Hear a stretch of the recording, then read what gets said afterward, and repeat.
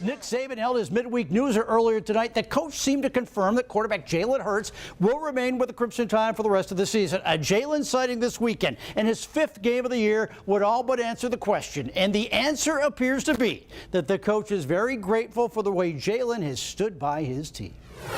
You know, I think it speaks volumes of his character. The question at the Regions tradition this weekend, how low will they go? Yeah, this is a major, but those Champions Tour golfers are making Greystone look like a muni. Could anybody catch the dude in today's run? It's not, by the way. It's a beautiful place. It's the simple things in life, like bathing in a lake using ivory soap. I swim in the lake and take a bath in the lake every day, and everybody kills me over that. You know, people don't take bath in the lake. You know, I got to have ivory soap so it floats, you know, so. You know, Rick Karle is one of the hardest working guys in our building. Unbelievable. You know, you got to keep up. You got to watch the NCAA tournament.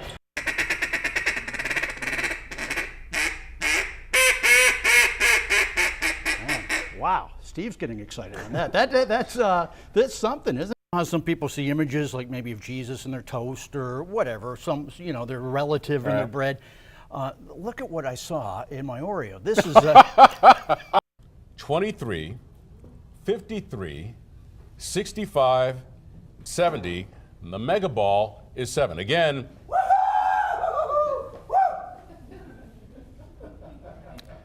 I didn't want to be average. I think that's what, again, motivated me to do the things that I did on the football field. So I got picked on when I was in high school, so I was being bullied.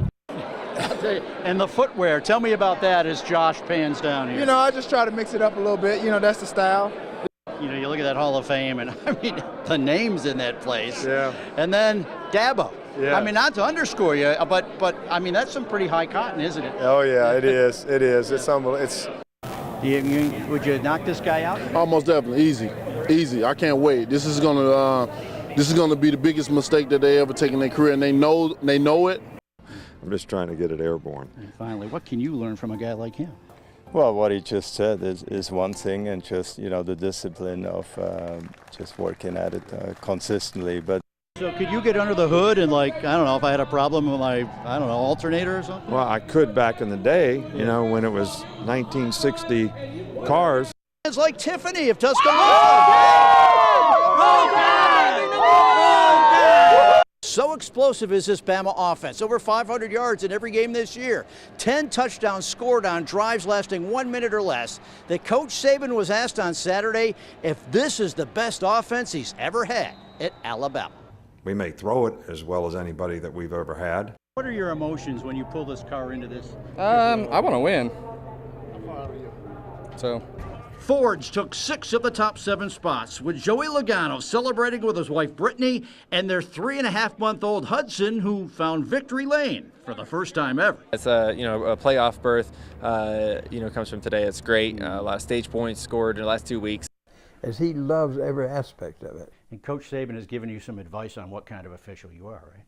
He's given me advice, but it wasn't funny. I think it involved killing myself or something. No, he gets on me all the time, and he says, you never call a penalty on the offense. You always call a penalty on the defense. Every day just about, he calls me a double agent.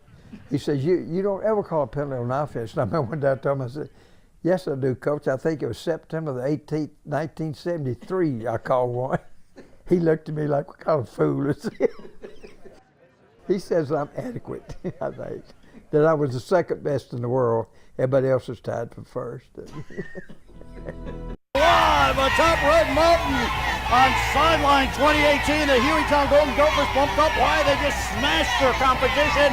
We've got the highlights coming up in just a bit. Speaking of highlights, 2 games of the week on this beautiful Friday night for football, starting with 2 up north, Hamilton and Winfield. Hamilton's James Brown. Ow! Feels good to Alex Reed, but too much Winfield is Logan Pollard, and the defense stepped up 38-14. Sheldon with a huge report on Game of the Week number 1. Game of the Week number 2, the aforementioned Hueytown Golden Gophers. Roydell Williams, an absolute beast. Nobody could stop them, including the Bearcats. Up by 65, 5 touchdowns, 42-7, Hueytown. We've got that and a whole lot more over the course of the next 55 minutes. Rick Karle, J.J. Pruitt, how you doing, kids? Welcome into the big show. And this is the fastest moving show on turf. The Homewood Patriots home field advantage tonight against Centerpoint, a team that's won 2 in a row, outscoring their last 2 opponents 54-7. Centerpoint on offense. Look at Homewood senior linebacker Trey Allen. You're going nowhere. And a little shimmy like, okay, go to number 19 in the first half. Centerpoint Eagles say, look, we can play that game too, folks.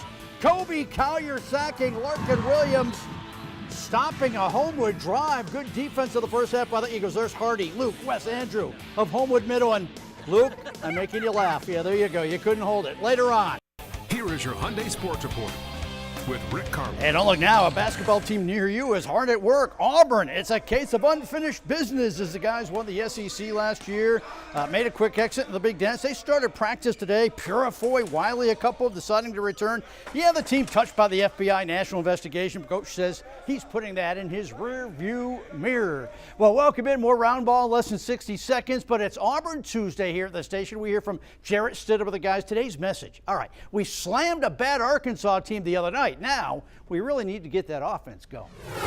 And we got a lot of good information about what we need to do moving forward, and what we have and what we feel like we can be good at, and maybe what we need to stay away from too.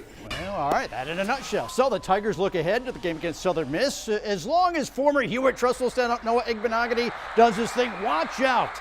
Wow, they've got a secret weapon. Igbo, the track star, is so fast he can turn off the light switch and be in bed before it gets dark. That kid is that fast. Well, Crimson Tide basketball team, the real deal. Well, I'm here to tell you they're pulling the George Jefferson. They're moving on up. And if you're too young to remember that, Google it. Tuscaloosa we go. Avery Johnson, welcome back. A talented group of players today. Gone is Colin Sexton, stout returnees. Come back like John Petty, Avery Johnson Jr., the big guy Dante Hall, and 17-year-old newcomer Kyra Lewis, a sensational 5-star.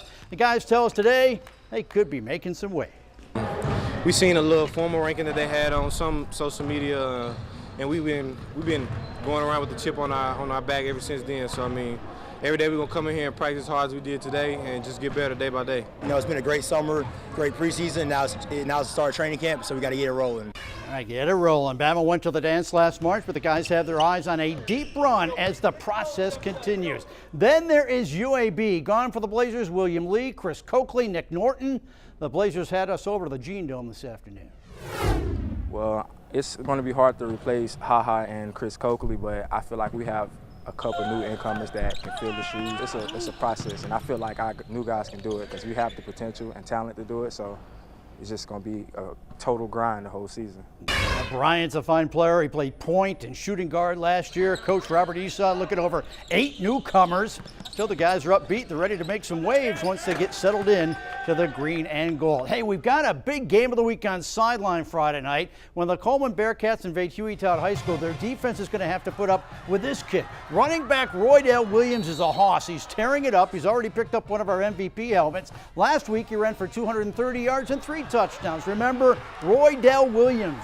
This kid can fly. Our second game of the week, Sheldon covers the Hamilton-Winfield game. The Hillcrest Marching Band honor the Hueytown cheerleaders in the house. It's the granddaddy of them all. Friday night into Jack State. Football stadium currently looks like this. Setup going on for the Alabama and Friends JSU Strong Benefit Concert. So where did the Gamecocks play today or practice? Well, at the brand new marching band field where the Marching Southerners practice. How about that? They then gave way to the marching band. And so football players and band members can get along at Jack State, but the Marching Southerners giving up their field for the football players, huh? Nice of them, and good to be able to raise money tomorrow night. We'll be covering that concert for you. Going to be a great night, just as long as you can do it right. You see all the big rigs there, getting with the drums and the amplifiers. Right. That's a big thing going on. Good stuff. Yeah. All right, see you back here after this.